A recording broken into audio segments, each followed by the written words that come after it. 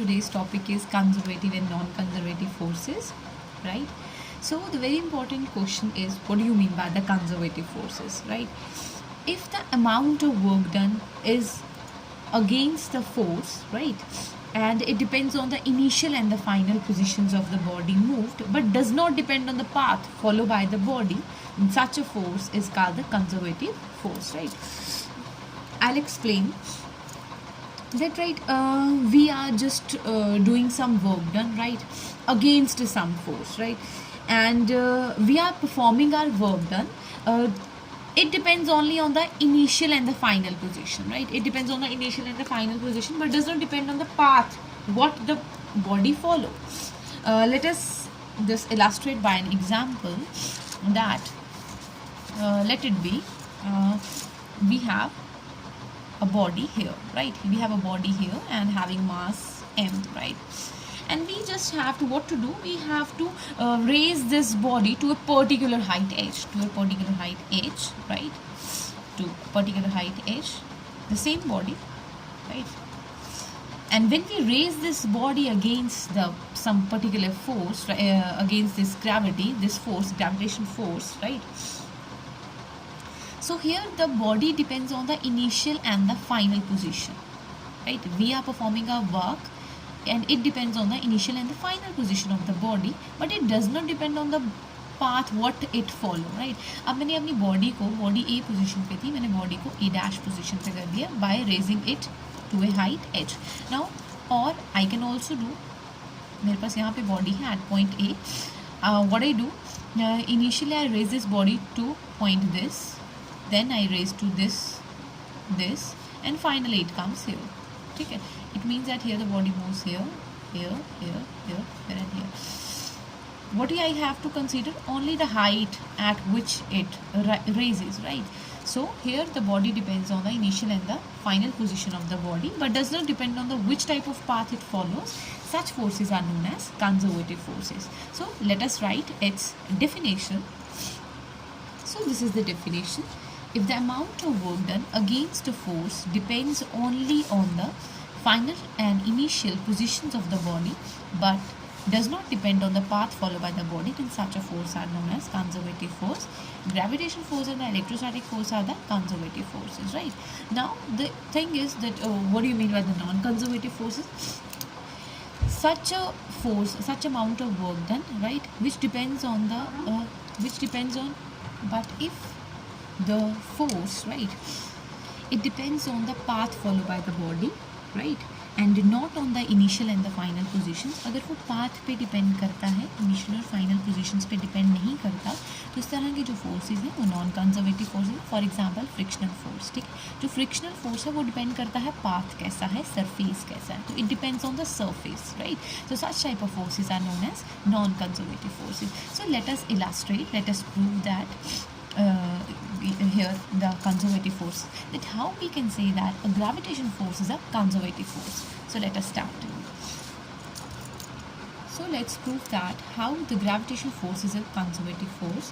So let us consider a body, right, having mass m and it is raising to a height h, right, vertically upwards from the surface of the earth, isn't it? So how much work done we are doing here? Work done is obviously the body having mass m against the gravity, acceleration due to gravity and h. So work done is mgh. Why?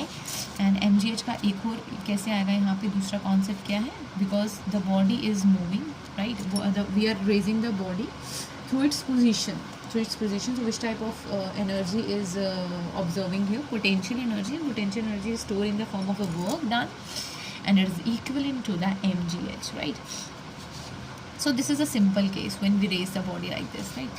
Now what I'm doing, that same body, again it is raising to height h, but पहले ये simple गया, अब हम क्या करेंगे, इसे अलग अलग position से इसे go through करेंगे and again it comes to the point h, right? So let the body raise to same height h, right, along the same path, but initially what we do, there is a work done in raising the body from A to B, right, then B to C, then C to D, then D to E, E to F and F to G. So these are the work done, and finally the body comes to again at that point raising at some height h. So work done in raising the body from A to B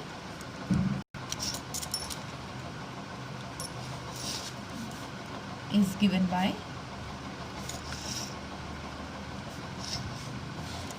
W1 equals to mgh1, right? We just suppose that A to B, the height is h1, right? So here W1 is mgh1. Work done in raising the body from B to C is mgh, but there is no h B to C, so h is 0, so W2 equals to 0, right? Now again what we have to do, work done in raising the body from C to D.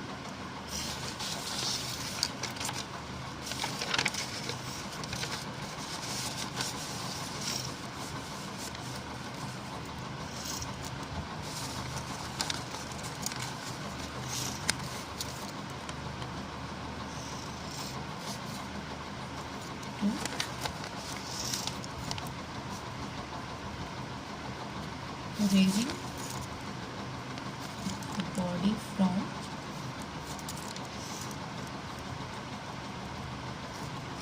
C to D, and it is W3 equals to mgh3, right? Now work done in raising the body from D to E. So if we see, look at D to E. D to E there is no height, so mg into h is 0, so work done is 0.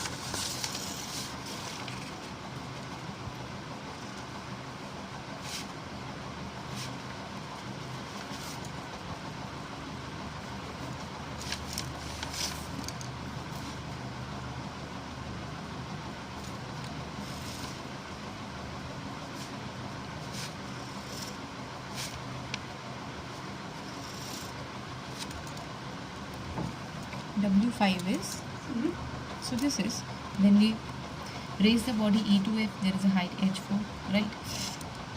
So total work done on the body is, you have to calculate all these work done,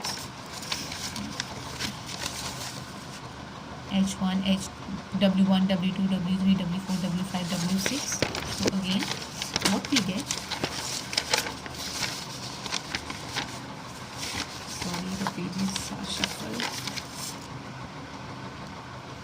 right? So what we have, W equals to mgh.